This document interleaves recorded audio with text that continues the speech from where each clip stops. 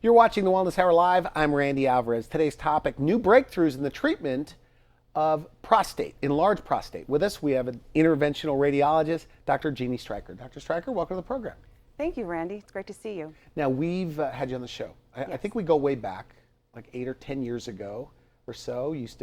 When I was speaking at the medical conferences and, at the integrative or functional medicine conferences, you were always there. Absolutely. Now, today, now you're an interventional radiologist. Yes, I am. Off camera, you said, Randy, we are the best kept secret. We are. Tell me about that. I mean, what is an interventional radiologist? An interventional radiologist is a minimally invasive surgeon that uses image guidance. Okay. So we're the doctors. Instead of opening you up, we use either CAT scan, X-ray, ultrasound, MRI to help guide catheters and wires into various tubular structures. So arteries, veins, bile ducts in the liver, into the kidney to reduce blockage. We open up arteries. You put stents in? Yes, okay. we do. I didn't know that. Yes. And now when I met you, you've kind of evolved. Yes, I did. You had, as a radiologist, and you went back to school. Tell me about that. I mean, why'd you go back to school? To be a surgeon, is that right? Yeah, I went back because I primarily went into radiology to do interventional radiology. And I got a little sidetracked when I was at Dartmouth. My mom was diagnosed with breast cancer. So I wound up doing a fellowship in women's imaging, and I geared all of my energy towards women's imaging, prevention, early detection, screening. And I did do some intervention at the time. But in 2009, I decided, with all of the work I had been doing with cancer patients, I felt like I'd have a greater impact in helping people if I could go in directly to the tumor and cut off the blood supply. And I was really excited because it had really advanced since I had finished my residency at Dartmouth. Things had really evolved for me. All right, now moving on to today's topic, enlarged prostate. So what are the current treatment options for men that have been told you have an enlarged prostate?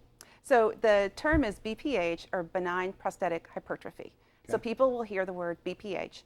Typically, what happens is as men age 50s, 60s, 70s, their prostate becomes enlarged, and the urethra, the tubular structure that releases urine, gets compressed upon, and it's because of this enlarged prostate.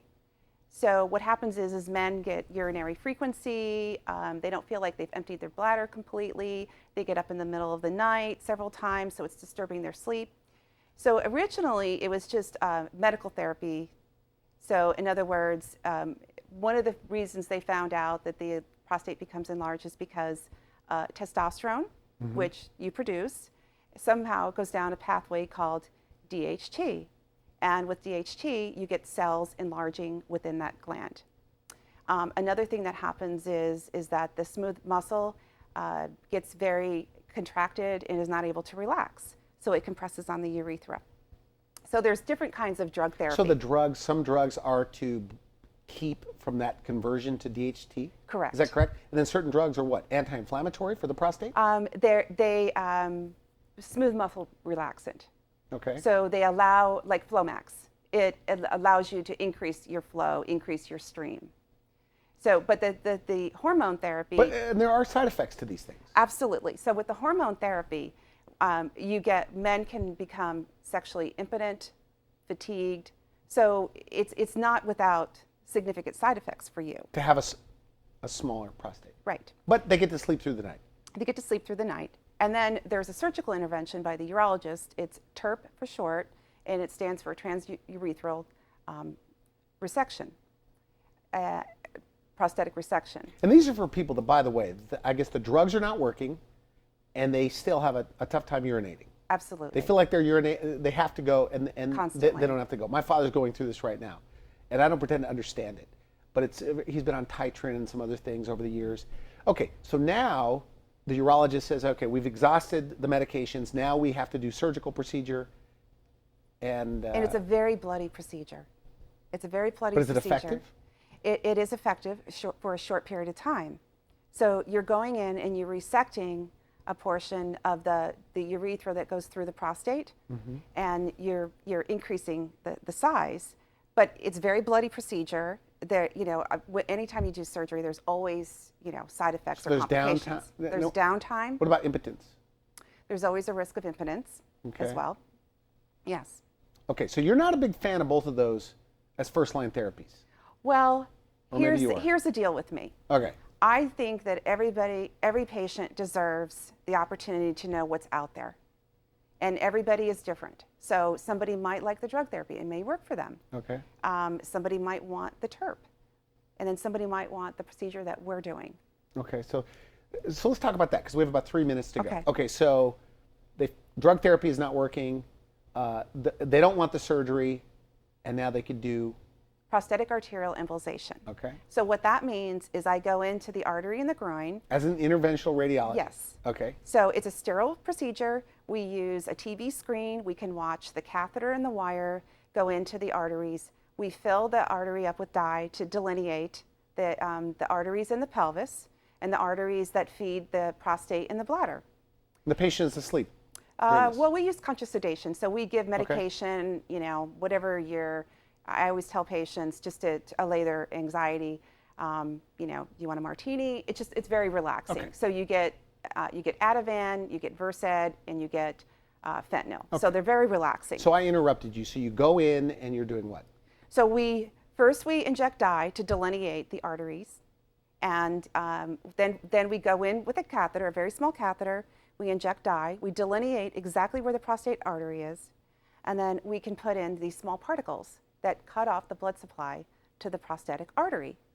And so what we have found is that when we do this, over time, the volume of the bladder is reduced almost by 50% for a lot of patients. Why is that important? It's important because when you decrease the volume of the prostate, then it's no longer creating that pressure on the urethra. Okay. And then we're also doing the same thing for even patients with prostate cancer. We can actually put the chemotherapeutic drug directly into the tumor, followed by particles, so that you're cutting off the blood supply, and that chemotherapy is getting directly into the tumor itself. Interesting. So we're having huge success. But with the enlarged prostate, we're having huge success with that. would you say 50%, 70%? 80%. So 80% of men can go in, they don't want surgery, they get this done, and now their urine flow is fine. Your downtime really is 8 hours. Okay. And we're going to be very careful with percentages on this show. If you don't know for sure what they are, but in your hands, what you've seen, have you seen reversals where their flow is great? Their flow is great. Absolutely. We have men coming in saying, I feel great. Okay. This is remarkable. Interesting. Okay, so we're out of time. So today we're talking about options in enlarged prostate. Okay, so drug therapy, they all go to their urologist. Yes. That's a fact, right? Yes. And then if you have cancer, you go to the oncologist. But if you have an enlarged prostate, urologist. And so you're saying, I don't want to put words in your mouth, that you should say, I want to speak to an interventional radiologist. Yes. Is that right? Absolutely. And people aren't doing it, right? No, because they don't know about us.